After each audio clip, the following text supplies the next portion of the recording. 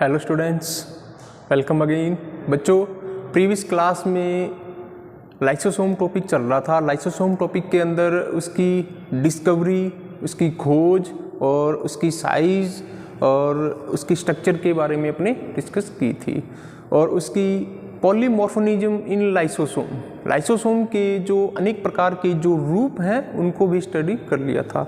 आज के जो टॉपिक में अपने लाइसोसोम के जो मेन फंक्शन हैं, जो उसके कार्य हैं, उनको अपने एक एक करके स्टडी करेंगे। तो ओवरऑल आपको मैं यही बताना चाहूँगा कि लाइसोसोम के जो फंक्शन हैं, जितने भी लाइसोसोम के कार्य हैं, फंक्शन हैं, सब में एक ही काम होगा और वो क्या है? पाचन करना, डाइजेशन करना। क्योंकि लाइसोसोम का मतलब ही क्या है? पाचन करने वाली बॉडी, डाइजेशन करने वाली बॉडी। तो जितने भी फंक्शन हैं इसके, सभी में क्या होगा? पाचन करने का काम ही होगा। तो लाइसोसोम के फंक्शन के बारे में देखें, फंक्शंस ऑफ लाइसोसोम में देखें तो इसका जो मेन जो पहला फंक्शन है वो है digestion of external particles. External food particles भी लिख सकते हैं आप, एक्सटर्नल फूड पार्टिकल्स भी लिख सकते हैं।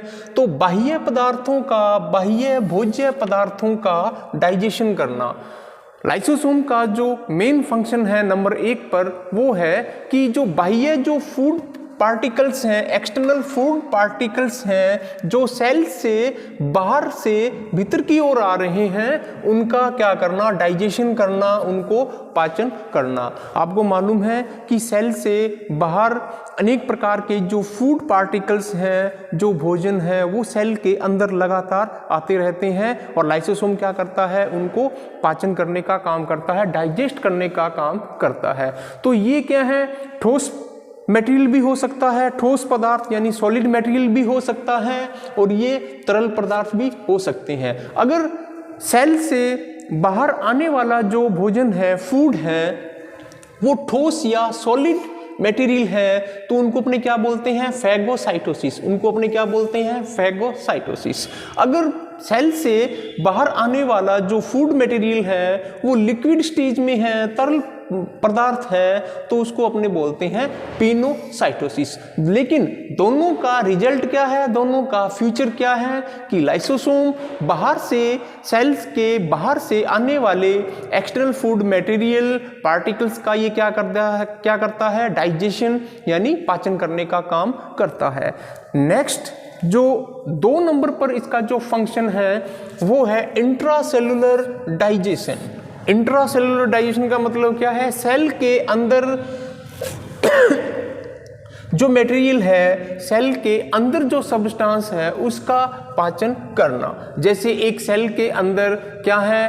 प्रोटीन भी है, फैट भी है, ग्लाइकोजन भी है। इनका जब पाचन होता है, और इनका पाचन क्यों होता है? जब सेल को बाहर से किसी भी प्रकार का भोज्य पदार्थ अवेलेबल ना हो, किसी भी प्रकार का फूड अवेलेबल ना हो, तो सेल के अंदर जो स्टोर है लाइक प्रोटीन, फैट, ग्लाइकोजन, तो इनका जो लाइसोसोम है, इनका पाचन करना प्रारंभ कर देता है।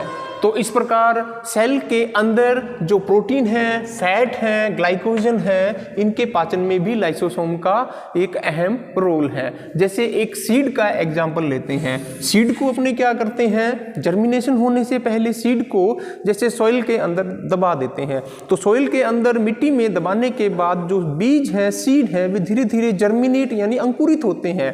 और अंकुरित कब होंगे? जब सीड के अंदर जो मटेरियल है वो प्रोटीन भी है, फैट भी है, ग्लाइकोजन है, जब उनका डाइजेशन होगा, उनका पूर्ण रूप से पाचन होगा, तो जो सीड है वे धीरे धीरे जर्मिनेट हो जाएंगे, अंकुरित हो जाएंगे। तो इस तरह एक बीज के अंदर यानी एक बीज में उसको अंकुरित होने के लिए जो लाइसोसोम है वे हेल्प करते हैं। नेक्स्ट जो है extra cellular digestion. Extra cellular digestion का मतलब क्या है? कि सेल के बाहर भी ये डाइजेशन करने का काम करता है। ऊपर आपको मैंने बताया इंट्रासेलुलर डाइजेशन, सेल के अंदर जो प्रोटीन, फैट, ग्लाइकोजन है जब उनका डाइजेशन करेगा तो इसको बोलेंगे इंट्रासेलुलर डाइजेशन। और एक्स्ट्रा सेलुलर डाइजेशन का मतलब क्या है कि सेल के बाहर जब लाइसोसोम सेल के बाहर डाइजेशन करने का काम करते हैं, पाचन करने का काम करते हैं, तो इसको बोलेंगे एक्स्ट्रा सेलुलर डाइजेशन।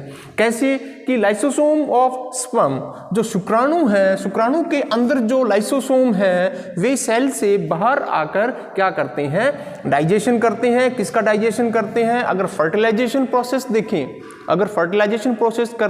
प्रोसेस देखें, जो एग सेल है, एग के चारों ओर जो मेम्ब्रेन होती है, तो उस मेम्ब्रेन का जो डाइजेशन है वो कौन करते हैं? Lysosome.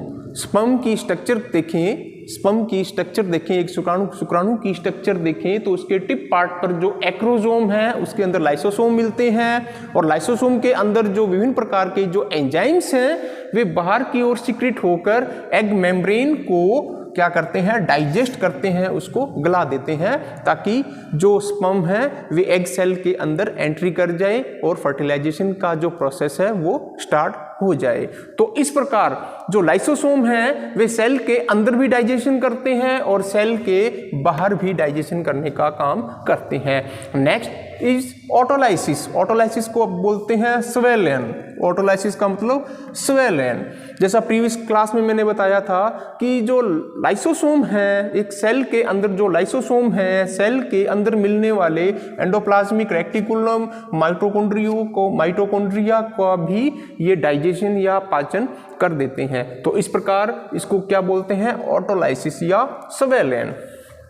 Next is mitosis division.